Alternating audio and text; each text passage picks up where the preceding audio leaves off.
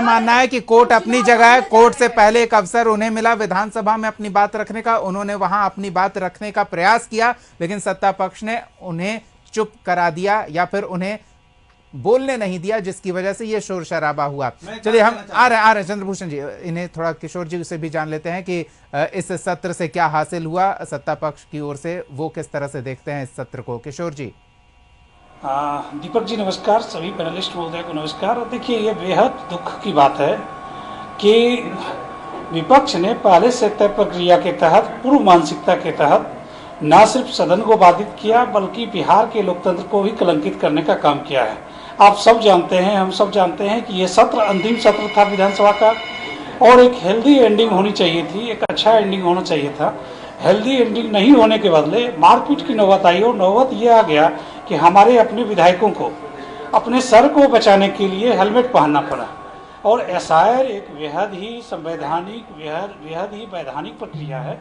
Election commission ने इस प्रक्रिया के तहत देश के अंदर, प्रदेश के अंदर वोटरों की लिस्ट को प्यूरिफाई करने का काम कर रही है, वेरीफाई करने का काम कर रही है। मतदाता सूची जितना सटीक होगा, वोटर उतने ही मजबूत होंगे, हमारा लोकतंत्र उतना ही मजबूत होगा।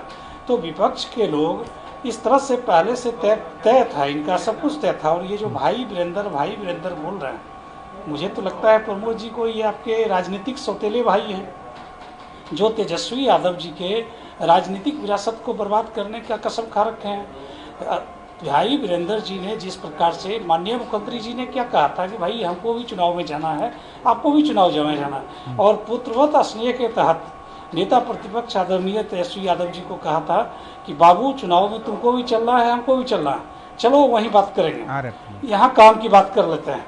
तो प्रमोद जी के आदरणीय भाई वीरेंद्र जी ने किस प्रकार से भद्दी टिप्पणी की मुख्यमंत्री जी के खिलाफ, कितना अशोभनीय है। क्योंकि हम उम्मीद कर रहे थे कि इन बातों को नजरअंदाज कर हम इन बातों पर चर्चा करेंगे कि उपलब्धि क्या रही, अगर कुछ उपलब्धि रही भी हो तो। जी मैं बता रहा हूँ उपलब्धि रही है। हमने तकरीबन 12 विधेयक को रखा था और सभी विधेयक को भारी हंगामे के बीच पास कराया गया। हमारी उम्मीद थी कि जो कौशल यूनिवर्सिटी बन रहा है, स्किल यूनिवर्सिटी, आदरणीय भारत रत्न कर्पूरी ठाकुर जी के नाम पे बन रहा है। हम लोग चाहते थे कि हाउस में उस पर बृहद चर्चा हो, कर्पूरी ठाकुर जी के योगदान को हम लोग रेखांकित करते और आने वाले भविष्य में बिहार एक कौशल बिहार में कर्पूरी जी के नाम का भी चर्चा करते। लेकिन अफसोस रहा, हंगामे के बीच हमें पास करना पड़ा।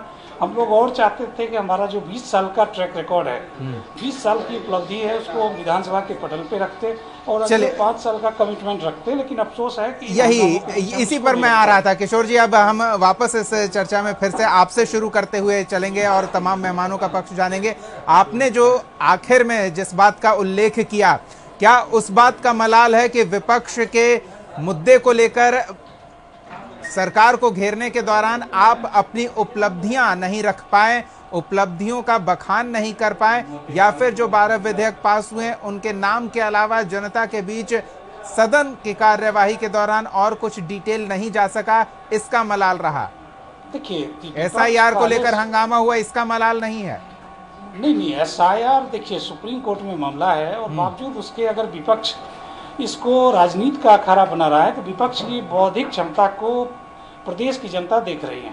प्रदेश की जनता उस अखाड़े में आपको बुलाकर आपको पछाड़ दिया गया क्योंकि आप मुद्दों पर बात करना चाहते थे और नहीं कर सके। देखिए, हमारे संसदीय कार्य मंत्री, वरिष्ठ मंत्री आदरणीय विजय कुमार चौधरी जी ने तो एकदम से बोल्ड स्टेटमेंट दिया कि ये राज्य सरकार का अकाउंटेबिलिटी है। अगर किसी वोटर का नाम कटता है तो राज्य सरकार अपने स्तर से उसको देखेगी।